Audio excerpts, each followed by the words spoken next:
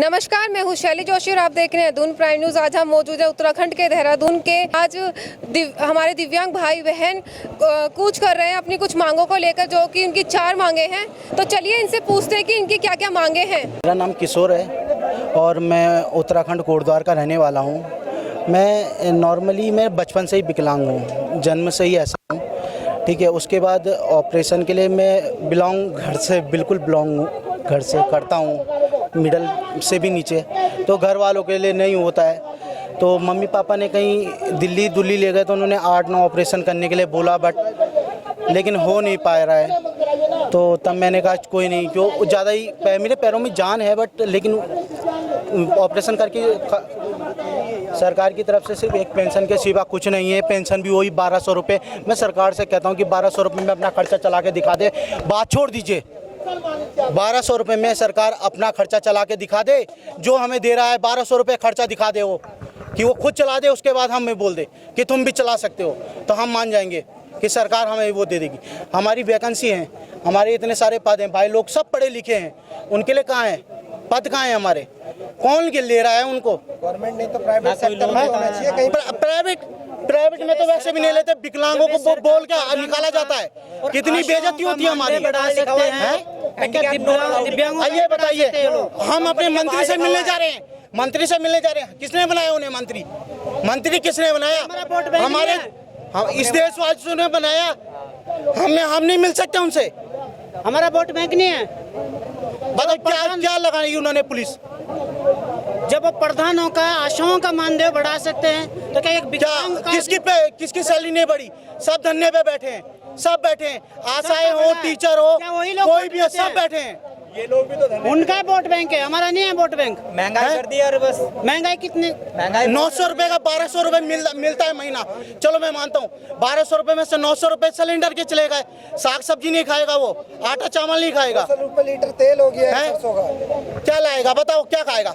जहर खाने के लिए मंत्री को बोलो जहर ला के दे दे, यहाँ पे बैठ के खा लेंगे हम बस। अगर मंत्री मिलने नहीं आया तो यहाँ से उठा नहीं जाएगा आज।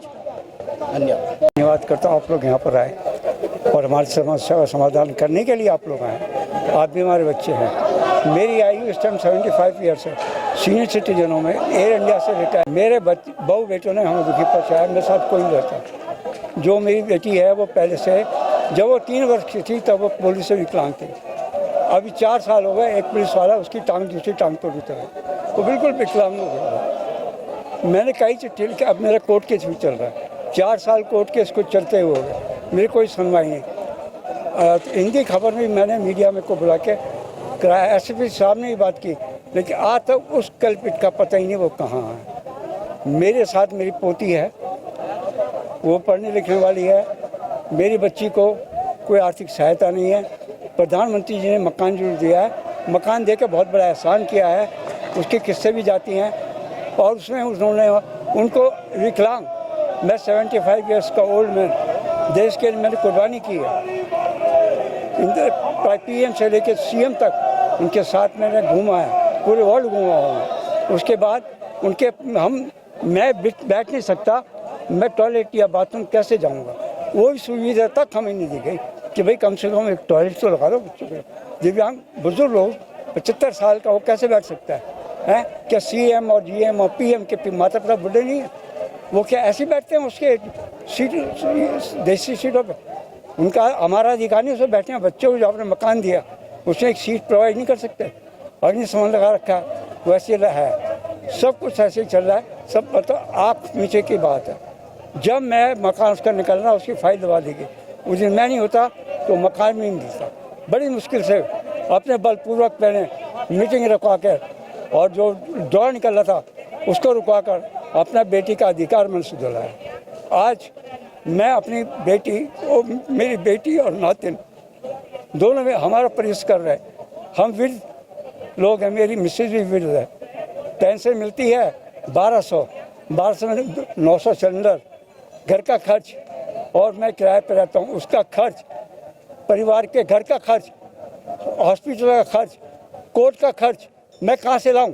या तो हमें ये जहर दे दें या इनको चिट्ठी दे। अभी 4 तारीख को मीटिंग थी, तभी इनको पत्र दे के आज तो उसका समाधान नहीं हुआ। कि आपने बताया कि आप एसएसपी से भी मिले थे, आपने चार्ट हाँ, उनसे मेरी बेटी भी की। कोई अरे भाई, आश्वासन सब देते हैं कि वो पुलिस विभाग का मामला था, इसी आप पुलिस वाले में हैं तो आपके महकमे के हैं तो आप क्या न्याय करेंगे। 4 साल लड़ते लड़ते हो गए मेरे को, डेट पे डेट कभी करना हो गया, कभी कुछ हो गया। अब मैं कहाँ तक भाग, मैं चल फिर नहीं सकता बेटे। आज ही पैदल क्या इतनी दूरी पे, हमारे पास खाने तो कोई नहीं है, कोई व्यवस्था नहीं है। सबसे बड़ी है, देखो टॉयलेट होती है, आप जानते हैं, जो पिक्चर भी आ चुकी है उसके ऊपर। जब हम बैठ ही नहीं सकते, मैं इतना भी नहीं बैठ सकता, तो मैं क्या खड़े खड़े टॉयलेट करूँगा। मेरी बच्ची की दोनों टांग खराब है, रॉड अभी भी डली हुई है, क्या वो ऐसे खड़े होकर टॉयलेट करेगी। हम बुढ़े बुढ़िया के बैठ खड़े होकर टॉयलेट करेगी। शर्म आनी चाहिए सरकार। मकान देकर मेरा एहसान नहीं किया, क्यों पे कर रहे हैं, उसका किससे दे रहे हैं हर महीने हैं। एहसान ये कि हमें छत दी है, छत नहीं थी, लेकिन इतनी बड़ी हमारे वाली जगह नहीं हो। मैं सुपर इनकम टैक्स पे ही रह चुका हूँ और ऑल वर्ल्ड में मैंने सेवा की है देश की। इंडिया में as a senior master AME aircraft engineer की, राजीव जी मेरे साथ काम करते थे जब फ्लाइंग करते थे। जब तक मैं उनके PDR पर सही नहीं करता था, वो फ्लाइंग नहीं कर सकते थे। आज मेरी ये दुर्दशा। महान है मेरा भारत, मैं महान ऐसे नेताओं को करता हूँ। वो अपने माता पिता के साथ तो करते हैं, उनके माता पिता नहीं है, उनका अधिकार नहीं। वो अपने माता पिता को कैसे 1200 रुपये पालते हैं।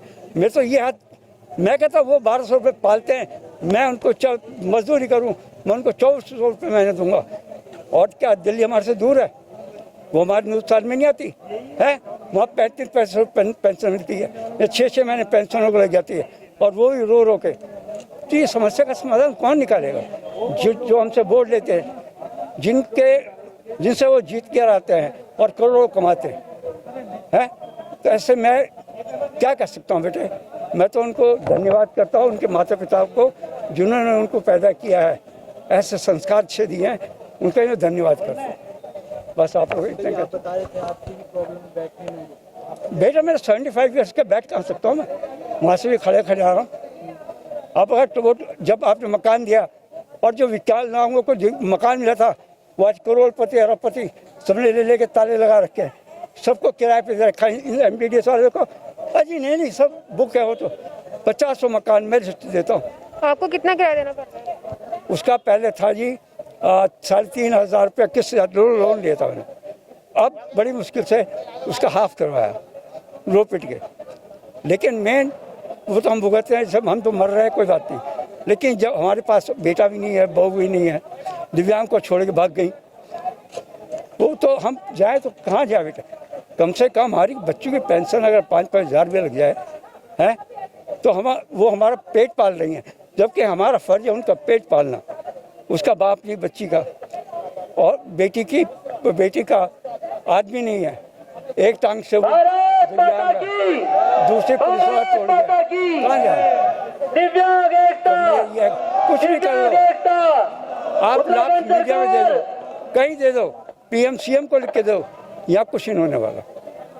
जो पैसे वाला है वो अरबपति बनेगा, और जो गरीब है वो खकपति बनेगा।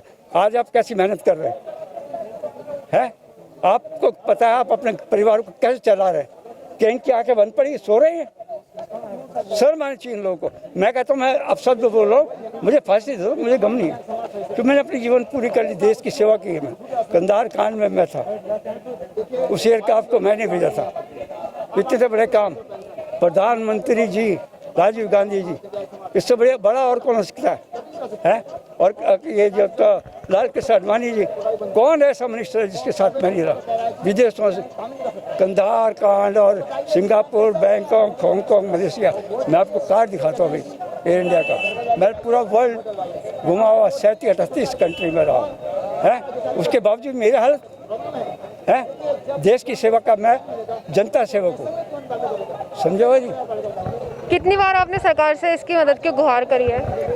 भाई साहब, दिव्यांग भाई ये तक तो मैं एक जगह एकत्रित होकर बैठ जाएं, और जहां हमारे नेताजी बैठे हैं कोई नहीं पूछता, साथ बैठेंगे तो बहुत अच्छा होगा। ये तो मेरा सभी दिव्यांग भाई बैठ जाएं।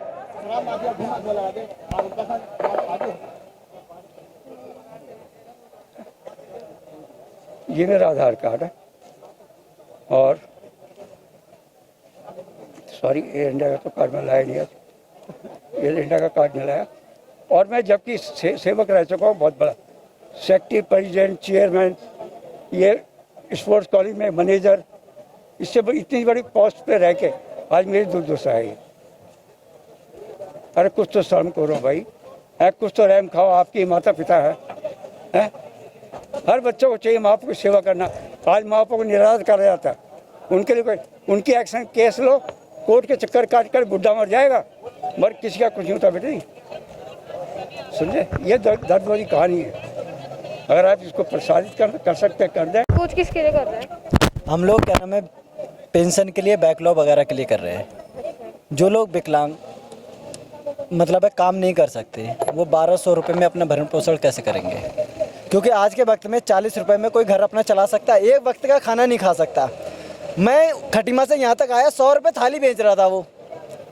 अब कितना यहाँ पर है कि 65 साल वाले के लिए फ्री, विकलांग के लिए 100 रुपये में। तो क्या नाम है, यहाँ पर कहीं ना कहीं भेदभाव है। और जो भी मांगे होती हैं या जो भी केंद्र सरकार या राज्य सरकार उसको घोषित करती है, लेकिन धरातल पे उसका असर नहीं दिखता है। केंद्र सरकार ने प्रत्येक व्यक्ति के लिए अंत्योदय कार्ड की घोषणा की थी, अभी तक किसी भी एक भी व्यक्ति का, एक भी विकलांग का अभी तक अंत्योदय कार्ड नहीं बना। तो ये बताइए, ये हमारे साथ क्या नाम है दोगलापन है नहीं है? हम तो सीधे ये बोलेंगे। और जो लोग शिक्षित हैं उनको हम नौकरी दे दो, जो 80% से ऊपर विकलांग हैं आप उनको क्या नाम है पेंशन दे दो। मुझे 1200 रुपये आती है, अभी आती है, लेकिन अभी आई नहीं है। 4 महीने हो गए पेंशन नहीं आई है। काम क्या करते हैं? मैं कुछ नहीं करता, बेरोजगार हूँ, 100% हूँ। क्या करूँगा मैं? खाना पीना नहीं खाना है, ये घर में काम नहीं होता है। ये कपड़े होते हैं ना, ये 400 रुपये में मिलते हैं, तो कहाँ से होगा ये बताइए। हमने धामी जी के, मुख्यमंत्री जी के हम घर भी गए, उनकी बीवी से हम गीता धामी जी से भी मिले। उन्होंने हमें आश्वासन दिया था कि मतलब मुख्यमंत्री जी आएंगे, हम आपको मुलाकात कराएंगे। उसके बाद दोबारा से हमने बात करने की कोशिश की, लेकिन हमें नहीं मिल पाया गया। उनकी बीवी ने हाँ कि हम उनसे बात करेंगे। 7 अगस्त को हम धामी जी से मिले, मुख्यमंत्री साहब से मिले और उनको बधाई दी, पहले कि मुख्यमंत्री बनने की उनको बधाई दी। उसके बाद हमें आश्वस्त किया गया, हमारी 7 मेंबर का पैनल जा रखा था कि आपकी मांगों को आप कैबिनेट में रखा जाएगा और आपकी मांगें पूरी की जाएगी। लेकिन 3 महीने बीत गए, चौथा महीना लग रखा है, लेकिन धामी जी ने इस पे कोई भी निर्णय नहीं लिया है। आखिर आप समझ सकते हो कि दिव्यांग वर्ग, मैं उत्तरकाशी से आया हूँ, कोई उधम सिंह नगर से आया, कोई खटीमा से आया, बेचारा पहले ही भगवान ने मार रखा है और ऊपर से सरकार हमारे साथ ऐसी असंवेदनशील हिंसा कर रही है। दिव्यांगों को रोड पे सड़कों में आना पड़ रहा है। ये धिक्कार है उत्तराखंड सरकार के लिए, ये धिक्कार है 70 साल से जो भी सरकार आज तक बनी, किसी ने भी दिव्यांग वर्ग के लिए कोई ठोस कदम नहीं उठाए। अभी तक समाज कल्याण विभाग से दिव्यांग का गठन नहीं हो पाया है। ऐसे क्या मजबूरी है सरकार के पास कि दिल्ली गवर्नमेंट 2500 पेंशन दे रही है, गोवा गवर्नमेंट 3500 रुपये दे रही है, हमारी उत्तराखंड गवर्नमेंट मात्र 1200 रुपये पेंशन दे रही है। क्या हमारा हक नहीं है लोकतंत्र में जीने का? क्या हम वोट नहीं देते हैं? क्या हमारा परिवार का सदस्य कोई वोट नहीं देता है? ऐसी क्या समस्या है कि जो हमारी मांगे पूरी नहीं होती है? दूसरी बात, हमारी जो बैकलॉग, बड़ी मुश्किल से हम पढ़ पाते हैं, स्कूल जा पाते हैं, इतने दूर पहाड़ी क्षेत्रों से स्कूल जाने के बाद किसी ने बीएड कर रखा है, किसी ने एलएलबी कर रखा है। आज तक दिव्यांग वर्ग के बैकलॉग पद 3000 खाली है, उसके जियो टैग हो जाते हैं, लेकिन कौन से नेता के जेब में वो जियो टैग चले जाता है कि भर्ती नहीं हो पाती है? ऐसा क्यों इन खाली पदों को नहीं भरा जा रहा है? हम ऐसा नहीं बोले आप हमारे लिए पद सृजित करो, लेकिन जो हमारे खाली पद बैकलॉग के 3000 है उनको कम से कम खोला जाए, किसी दिव्यांग की का रोजगार मिल जाएगा। दूसरी बात, प्रत्येक बिजनेसमैन को उत्तराखंड गवर्नमेंट 0% ब्याज के साथ लोन देती है, लेकिन एक दिव्यांग को स्वरोजगार करने के लिए अभी तक हमारी ये तीसरी मांग है कि 0% ब्याज पर 5 लाख तक का लोन दिव्यांग वर्ग को मिलना चाहिए। ये हमारा चौथा हमारी जो मांग है कि दिव्यांग आयोग का गठन होना चाहिए। शुक्रिया। चलिए हम और लोगों से भी पूछते हैं कि इनके साथ क्या। 1997 में रेलवे का टेस्ट पास किया था मैंने, क्या बोलते हैं, स्टेशन मास्टर का प्री और मेन का पास किया था, और इंटरव्यू में मुझे इसके लिए बाहर कर दिया गया कि आप उस पद के युक्त नहीं हैं, आप नहीं कर सकते वो नौकरी। तो उन्होंने सवाल जवाब पूछे, हमने दिए उत्तर। तो अगर हम एलिजिबल नहीं है तो उन्होंने हमको प्री और मेन में क्यों बैठने दिया। उसके बाद हम जहाँ जहाँ भी गए तो हमें मेडिकली अनफिट करके रिटर्न पास करने के बाद इंटरव्यूज़ में फेल कर दिया गया था। उस ज़माने में इंटरव्यू होता था, हम उत्तर प्रदेश में थे। मेरे कहने का मतलब है, खैर आज तो हमारी उम्र निकल गई है, इस प्रकार से दिव्यांगों को दबाया गया है। हमने ये देखा है कि दिल्ली को देखा है, अन्य राज्यों को देखा है, जाके पेंशन ठीक ठाक मिलती है। और हमारे उत्तराखंड में भी राजनीतिक दलों को, जैसे प्रधानी है, इनको 35 रुपये जो है ये तनख्वाह मिल रही है, वो मानदेय मिल रहा है। हमको भी तो दे सकते हैं ये लोग, ताकि विकलांग अपने पूरे परिवार को चला सके। उसके लिए जो भी सुविधाएं उपलब्ध हो सके, सरकार को वो सुविधाएं उपलब्ध करानी चाहिए। जैसे अभी बताया गया कि 0 रुपयों में जो ब्याज है, 0% ब्याज पे हमें ऋण मिलना चाहिए। इतना ही नहीं, जो हमें लोन मिले उसकी वो सरल रूप में मिलना चाहिए, सरल रूप में मिलना चाहिए। मीन्स कहने का मतलब ये है कि जो हमें चक्कर ना काटने पड़े, ज़्यादा कागज ना लगाने पड़े, और जो लाने पड़ते हैं कि 2 आदमी लाओ, गवाह लाओ, ये लाओ, ये नहीं होना चाहिए। तो सरल प्रोसेस हो जाए हमारे लिए, ये हमारी मांगे हैं जो कि हो सकती हैं।